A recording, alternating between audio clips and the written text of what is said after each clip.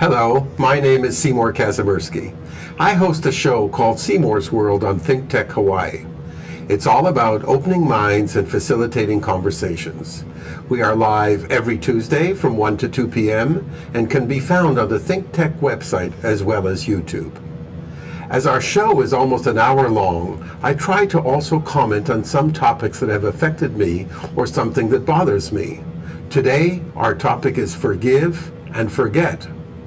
Someone has really hurt you and you find yourself feeling so sad, angry, or bitter that you can barely concentrate. Anytime you see that person, or even just anytime you close your eyes, all you can do is replay what happened and wallow in all of your sad feelings. If you want to move on with your life and learn to move past the pain, then you have to make a choice to forgive and forget. Easier said than done, huh? How many of us have ever been accused of something we didn't do? I have, and I have to tell you, I was angry, very angry. I wanted to lash out.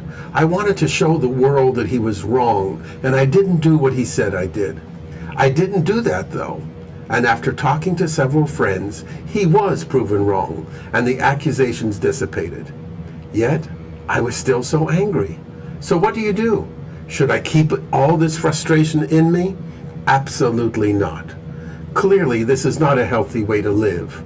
I've devoted precious brain space to rehashing this episode in lieu of worthier pursuits. What you need to do is bury the hatchet. Let bygones be bygones. We have so many ways of describing forgiveness, but so few strategies for actually achieving it.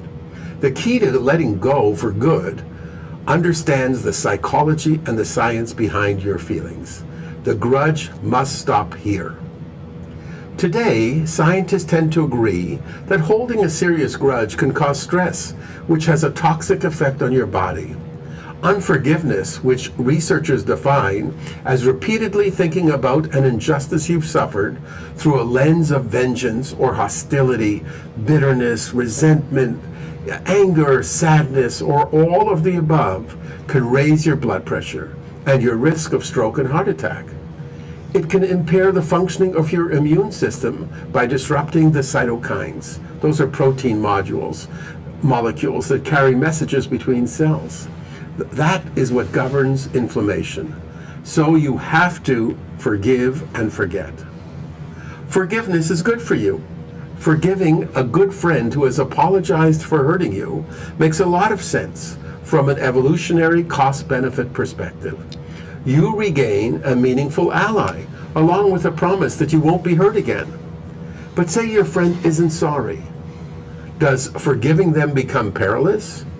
And are their crimes so terrible that they can't or shouldn't be forgotten? Forgiveness, it seems safe to say, is an individual journey, but one that requires us to engage with those who have hurt us in person or in our heads. We have to admit to ourselves that they caused us pain, and we have to acknowledge their vulnerabilities as well as our own capacity to do.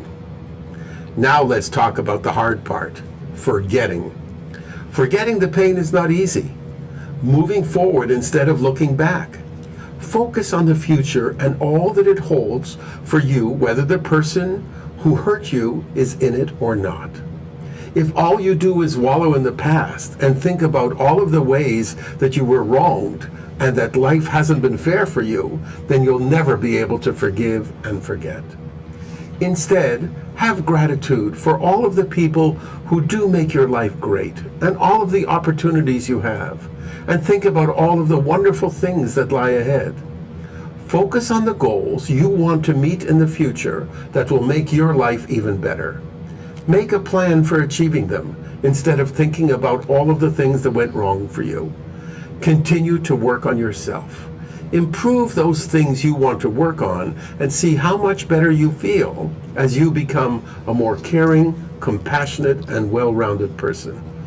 You have made a choice to forgive and forget, and you should be proud of yourself for doing that, even if it takes longer than you hope to get there.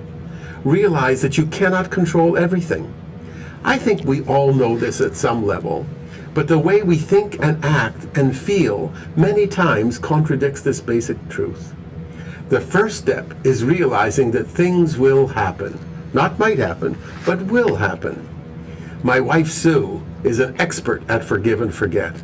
She told me that this topic is perfect for me, and I hope is perfect for you as well.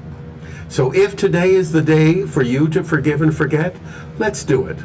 Forgive whomever hurt you, and then forget it. Thank you for watching and listening. Just a reminder, Seymour's World can be found on the Think Tech Hawaii website or on YouTube. We are live every week on Tuesday at 1 p.m. Aloha.